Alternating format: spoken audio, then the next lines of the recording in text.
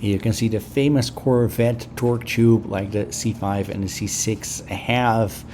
Over here we already made it empty. I put it back in the car just to see how much room I have around it for extra heat proofing. But these things are considered service item. If you're doing another job on a car, let's say a clutch or transmission work or something like that, it makes a lot of sense to just rebuild them. I wouldn't say there's inherently anything wrong with them, but they get really hot from the exhaust and there's rubber seals and rubber stuff inside, so rebuild them. So one side of this tube is female, so to speak, and the other side on the clutch side is male. So you can see that one is splined, a GM26 spline, just like a regular transmission on that side where it rides into the clutch. So we used a soft blow hammer to hammer it out after we removed all the snap rings. And there you can see it actually looks very much like a German car, like a BMW, with the rubber disc in there, and there's a piece in the center that kind of like centers it into the tube. I measure it just to be sure because there's a couple different ones and there's a couple different parts for them, so I just measure it to be sure that it's going to be the same. These actually need to be torched because there's blue Loctite on them, and if you don't torch them you'll just break the tool. So just put it in a vise, put a little bit of heat on the bolts, and you should get them out. So basically the whole thing is put together with snap rings. There's normal standard size bearings in there, and I mark everything so it goes back in the same orientation because I guess these are balanced from the factory.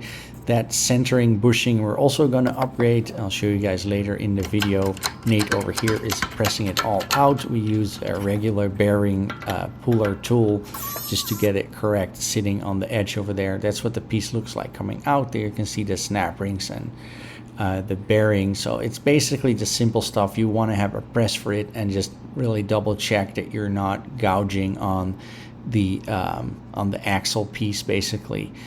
So I feel like this tool helps a lot because you can really accurately set the diameter for it and make sure that you're not riding on the shaft. Here you can see the piece stripped from all the bearings and stuff and cleaned up.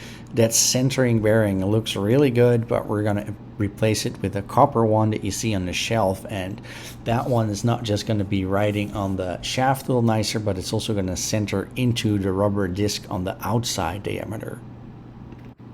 A lot of these little things in there, that's like a ring that goes on there to protect the bearing from dirt and stuff. You replace that one too. I bought everything from American Drivetrain, came really fast, and yeah, it works. This thing, as you can see, you're also the same as the one in the back. You're just pressing it out. Again, that tool works so well. Just be careful. Make sure that you're not riding on the shaft. Like I said before, look from underneath. That's perfect over there. And then you just press the bearing in there, and it all actually goes together really easily. It's nothing special.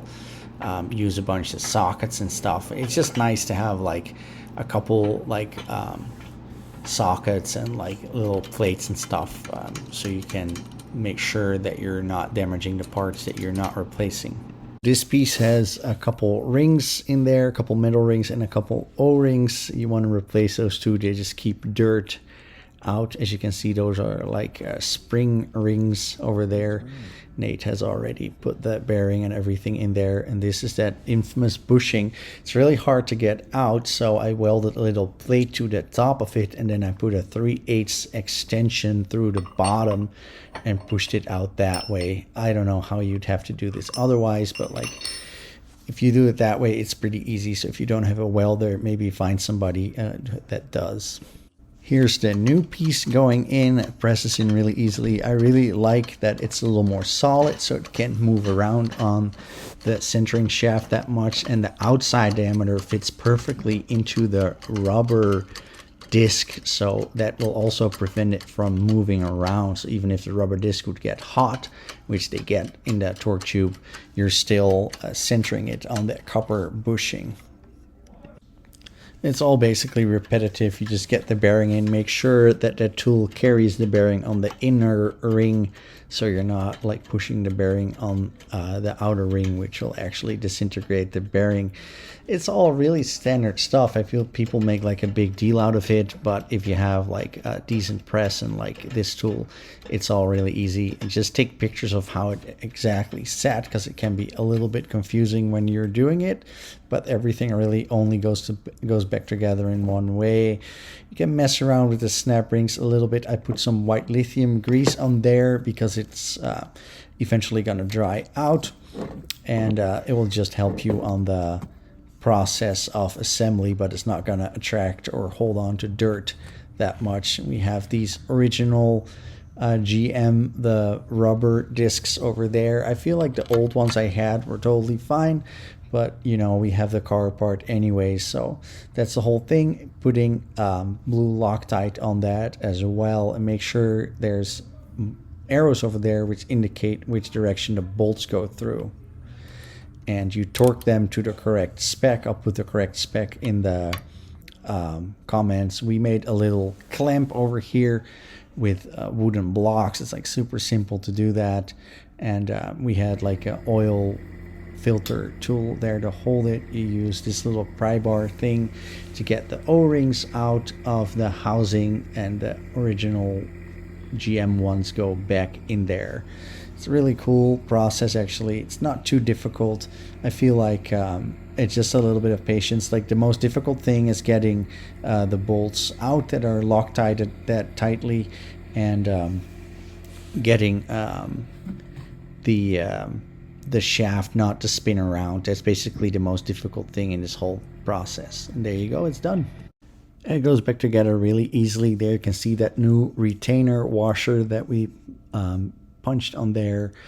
And yeah, just use a soft blow hammer and then put all the snap rings back in place, and you're good to go with your rebuilt torque tube in the Corvette C5 and C6.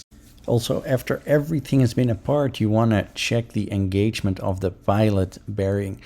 Even if it's the same stuff, same motor, same crank, always check for that stuff, because you want that pilot bearing to sit just right.